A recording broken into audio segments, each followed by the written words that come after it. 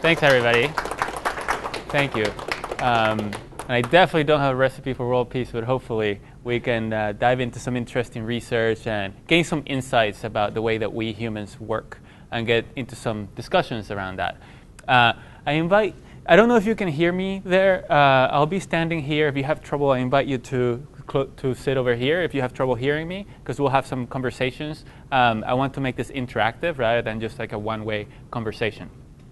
But I want to start our discussion today by sharing two observations that were made a long time ago, 2,500 years ago, by Heraclitus, who was a Greek philosopher. And he said, if my clicker worked, let's see. So he said that everything changes and nothing stands still, which might seem obvious to us. Everything is always changing in our personal lives, in our professional lives, and in school, and we can reflect on how much the world has changed since 500 BC and how much the rate of change has increased.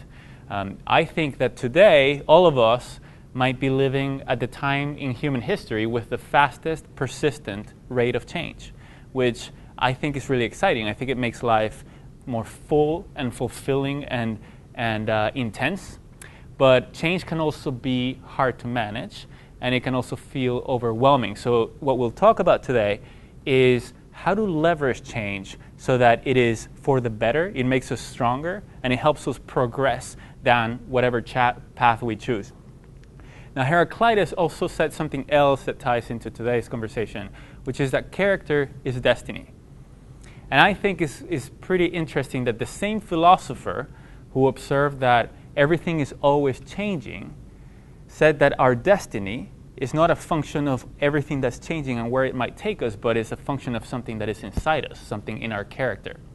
And today I'll share some powerful research with you on a specific aspect of character called the growth mindset, which helps us leverage change and set our destinies and make progress toward the path that we choose.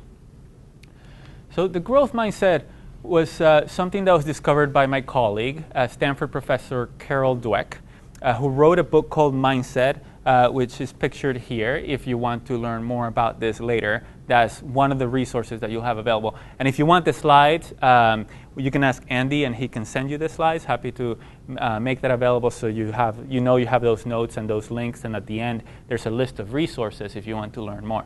But what Carol discovered is that this aspect of character that helps us leverage change and kind of set our destinies is a worldview, a way that people think about ourselves and other people in the following way. So some people see personal qualities as something that doesn't change, something that is fixed in people, and other people see those personal qualities as malleable, as things that change. Like, for example, if we think about some people are good listeners and other people are not good listeners, and listening is something that is fixed in people, the ability to listen, then that would be a fixed mindset about listening. Or if we think about some people are great skateboarders and other people are not great skateboarders, that would be a fixed mindset about skateboarding versus seeing skateboarding as a skill that is developed over time, which would be a growth mindset about skateboarding. And these two different views have very deep implications about how we behave and how good we become, and then what our results are. So now a fixed mindset and a growth mindset is seeing personal qualities as either fixed or malleable. I gave a couple of examples that were abilities like skateboarding or listening, but we can also think of other qualities like kindness or compassion. And those are qualities that we can also see either in a fixed way or in a malleable way. And most of this research historically has focused on abilities. So in a fixed mindset, we see abilities as fixed, and in a growth mindset, we see abilities as things that we develop over time. And that's including intelligence, which is our ability to think. So some people, think that intelligence is fixed. There are smart people and dumb people, and other people see intelligence as something that you become and you develop over time, and that has deep implications. So I'll share some research on that. And so the power of these beliefs these two different beliefs, is that they lead to different behaviors and different results. So I'll share a couple of research studies that kind of give us some data on this. One was one in which the researchers went into 7th grade classrooms, and they surveyed a couple of 100 7th graders at the beginning of the year with a multiple choice survey that they told the students, there's no right answers to this. We just want to get your perspective on these questions. And the questions had things like your intelligence is something you can't change very much. So the students would disagree or strongly disagree to each of these questions. And they just answer these questions. So if a student said, you can learn new things, but you can't really change your basic intelligence, and they agreed strongly with that, would that be a fixed mindset or a growth mindset? Fixed mindset. If they agree you can't change your intelligence, that would be a fixed mindset. No matter who you are, you can change your intelligence a lot. If they agree with that, that would be a growth mindset. So that's all the researchers did, is they just measured the students' mindset about intelligence, and they went back to their universities, and they observed what happened over the next 2 years. And what they saw is that the students with a growth mindset, that is those who thought they could change their own intelligence, increased their grades over 7th grade and 8th grade, and those who thought that they couldn't change their intelligence decreased their grades over those 2 years. Now, that was some years ago, and now both Carol and a lot of other researchers have continued expanding on this research and looking at not only children but adults in a lot of different contexts, and they're seeing the same effects over and over again.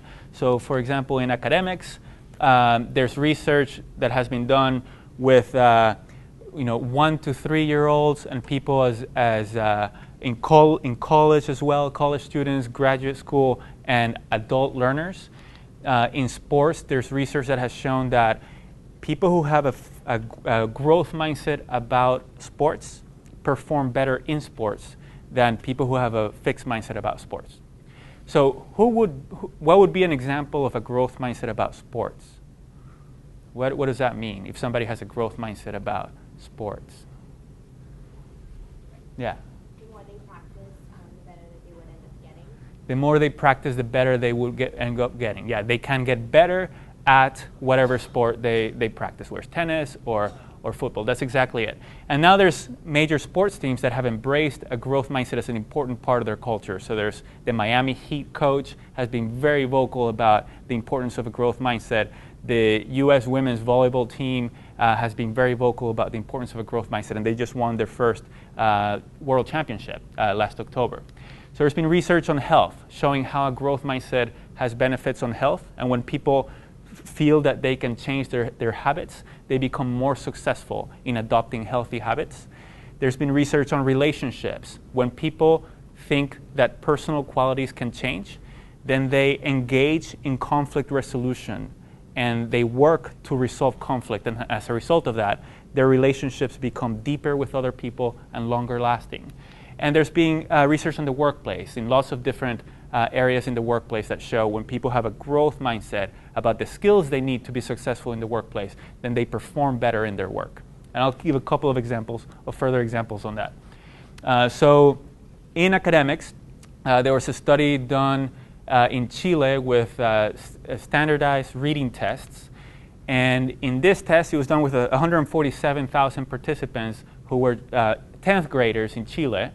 And these 10th graders took a survey that told the researchers whether they had a fixed mindset or a growth mindset about intelligence, whether they thought intelligence could be changed or was fixed.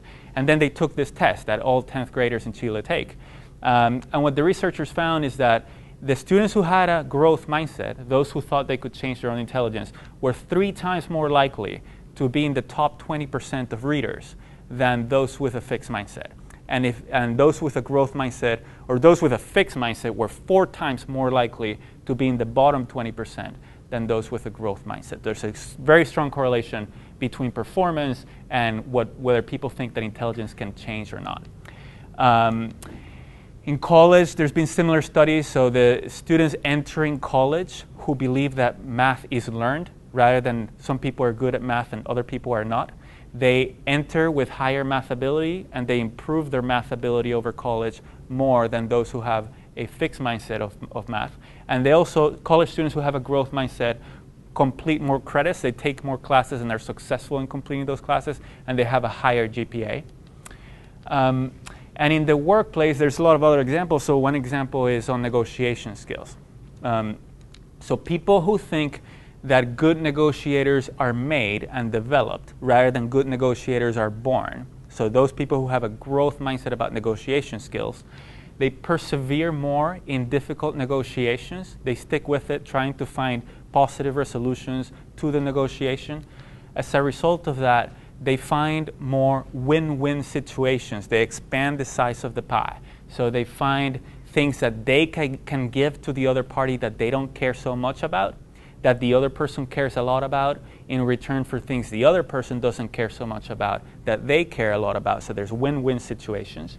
They expand the size of the pie, and when they're negotiating with somebody with a fixed mindset, they also capture more of the pie. They capture more of the value in the negotiation, the people with a growth mindset. And when it comes to leadership, people who believe that leaders are made and that leadership skills are developed rather than fixed in people, they have a higher confidence in their own ability to lead. In leadership situations, they experience lower anxiety, and they perform better in those leadership tasks. So those are just some examples that wherever we look in humans, when people see abilities as malleable, they perform higher than when people see abilities as fixed. And so my question is why? Let's explore that. Let's come up with a discussion of why does this happen? The placebo effect, tell me more about that. Yeah, so if you believe it, it's more likely to become a reality. And so let's explore, that's great, and let's explore a little bit more why. Can somebody expand on that? Yeah. Well, with the fixed mindset, there's an end, it's finite. But with a growth mindset, it's infinite.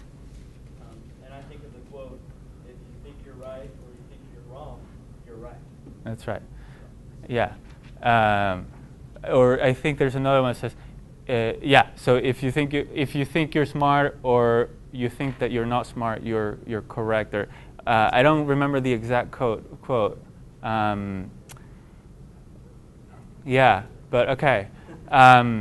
So with a growth mindset, you're saying there's the fixed mindset. There's a limit, and with a growth mindset, there isn't. And why does that impact people's performance? Like if somebody's going to take a reading assessment, why do they perform better if they see reading as something that is developed rather than something that people are either good readers or bad readers? Other ideas on that? Yeah. How about the idea that, the chicken and egg question, right? If I have been successful in the past and I've learned things and I've experienced progress in academic environments or sports environments or whatever, I have experienced that, then I'm likely to have a growth mindset. And thus, if you ask me, hey, do you think you can, do you think you can grow? And I said, yeah, because that's what I've been experiencing. Right. And for me, then the question is, well, is there something that comes first? What's the interaction? What's that? Right. Right, yeah. So in this case, in the studies that I have described so far, we're just surveying people in their natural environment to see if they have a growth mindset or a fixed mindset. And we're finding that the people with a growth mindset perform higher, but we don't know which came first. What's the cause and what is the effect? Do they have a growth mindset because they have been growing over time, or have they been growing over time because they have a growth mindset? And so that's another hypothesis that we can explore today. Did you have an idea? Well, I think that the trend is greatly attributed to the fact that if an individual has a fixed mindset, then they adopt a defeatist attitude, and they say, well, what's the point of studying for my reading test if I'm a bad reader? I have a long history of my family being bad readers, so I'm not going to try it. Whereas the person with the growth mindset, they think that they can improve, so that they attempt at improving, and then the result of that is higher. Right. Yeah. So exactly, that is a big effect that we see, is that if somebody doesn't think that they can improve, then why try? Why engage in the act of improvement, which takes a lot of hard work and dedication, if they don't think that they can improve? But if you realize that you can improve, then you're going to put in the effort, if it's worth it, if you think it's something that's valuable to you, to go through what it takes to improve your abilities. Okay. Yes. So So we will see through a couple of other research studies that this belief is actually the cause, and it leads to your question, to the outcomes. And the reason that we know that, and I'll describe a couple of studies, is that when you randomly assign people to learn that abilities are malleable or to learn that abilities are fixed, then their performance increases. So if you have people who are the same and they're randomly assigned to either learn one thing or the other, their growth and their performance increases. And we'll explore a couple of those studies. But what we see in the research in terms of differences in people who have a fixed mindset or a growth mindset about abilities is a couple of different differences. First, there's a lot of research that has shown there's research that has been done in people's brains, looking into people's brains, with functional MRI machines, which are like X-rays that determine whether the brain is very active and thinking or whether it's not very active. And what they've done with these people is they've surveyed them to see whether they think that intelligence is fixed or malleable, to determine whether they have a growth mindset or a fixed mindset. And then they've had them do a task, like a problem-solving task. And they've looked into what's happening in their brain and whether there's any difference in the brain between people who have a fixed mindset or a growth mindset. And what they've found is that the people who have a fixed mindset, who see intelligence as fixed, their brain becomes very active when receiving information about how well they did in the task, like a grade or a score or a rank. And then it's not very interested in anything else. But the people who see intelligence as something that can change, their brain is most active when getting information about what they did wrong and what they could do better next time. So that, in other words, the goal of the person is different. For people with a fixed mindset, the goal is to look smart in front of other people, to see how good am I, how good did I perform, how smart and talented am I. But people with a growth mindset, their goal is to learn and to grow. Second, they view effort very differently. So people with a fixed mindset think that effort is a bad thing, something that only people with low ability need to expend. But people with a growth mindset see effort as something that we can all benefit from in order to reach our full potential and to continue to improve ourselves. And they realize that the people whom we think of as geniuses or the greatest experts in their fields, they went through a lot of hard work to get to those levels of expertise. So putting effort into things makes people with a fixed mindset feel badly about themselves, but people with a growth mindset feel bored if they're doing something they already know how to do. They want to actually put effort into things.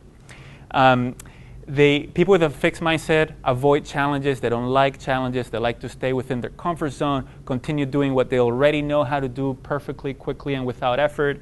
But people with a growth mindset seek challenges. They want to challenge themselves. People with a fixed mindset, when they've hit setbacks or mistakes or failures, they feel helpless. They conclude that they're not capable. They don't have the talent that is needed. And so as a result of that, they lose interest. They say, I'm not interested in this anymore. I'm going to go do something else. But people with a growth mindset realize that if they're doing something they don't already know how to do, they're going to make some mistakes, and those are learning opportunities. So they're going to be a lot more resilient. They're going to figure out, where am I confused? What is it that I don't understand? What other strategy can I use? Can I ask for help? And they'll stick with it and persevere and succeed as a result. When people receive feedback or are criticized, people with a fixed mindset see it as a personal attack, as something that is, you are not a good person. And as a result of that, they respond in a defensive way. They say, this is not true. They start making up stories as to why the information is not correct or it doesn't apply to them. But people with a growth mindset see it as a learning opportunity. They listen, what is this person saying? And is there any information here that I can learn from and that can be useful to me to help to improve myself and to meet my goals?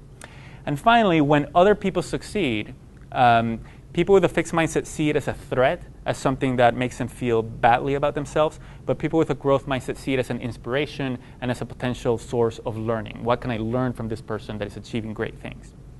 And we'll see a couple of those effects in different studies. But first, I would love for us to reflect a little bit so that we can deepen our understanding of mindsets on where we have fixed mindsets, because most people have fixed mindsets about different things. We might have growth mindsets about some things and fixed mindsets about other things. And we can, if we reflect on where we have fixed mindsets, it'll help increase our self-awareness and also increase our understanding of mindsets.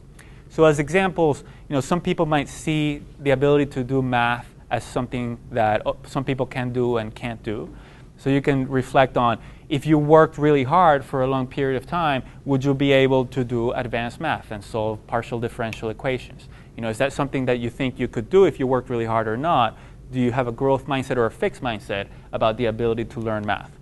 Or to write, whether it is creative writing and poetry. Is that something that some people are poets and other people are not? Or is that a craft that anybody can become better at? Or playing music or singing, or playing sports, or creating beautiful art, or doing stand-up comedy. Is that something that we see some people are comedians and others aren't? Or is that a craft that people can work on to improve on over time? So to give you, and I'll have all of us share with a partner about where we have fixed mindsets and what that effect has on us. But before, let me share and model. For me, growing up, when I was in school, elementary school, middle school, high school, when I looked at my peers, the other students in my school, I saw some students were really great at meeting people, making friends, being funny, and engaging in great conversation. And other people were not. They were very awkward. They were very uncomfortable in conversation. And I thought that was fixed. I thought that some people were great at social interactions and others weren't. And I thought that I was relatively bad at it. So I would get really, really nervous when I was going to talk to somebody, one of my peers. My heart would go up. And somebody would talk to me and I would just completely blank out and not think of what to say because, it was a high-stakes situation. This is like, am I able to do this rather than how can I learn to do this? So I had a fixed mindset about social relationships. And it wasn't until I was an adult, I was talking to a friend of mine and he was reflecting on what approach he tried in a social situation. And he said, I tried this and it didn't work. Like, this is what happened. It was a disaster. Like, next time I'm going to try this. And I had a big aha moment. I thought, wow, social skills is something that actually people learn over time. And Mike, my friend, has been testing different things over time and seeing what works and what doesn't work. And wow, he wasn't born funny and he wasn't born, knowing how to create great conversation. So from that point on, I started observing, what do people do to engage people in conversation and to have social interactions. I started learning from other people. I started to experiment myself. And as a result of that, I've gotten a lot better since then over time. I still have a long way to go, but I've gotten a lot better.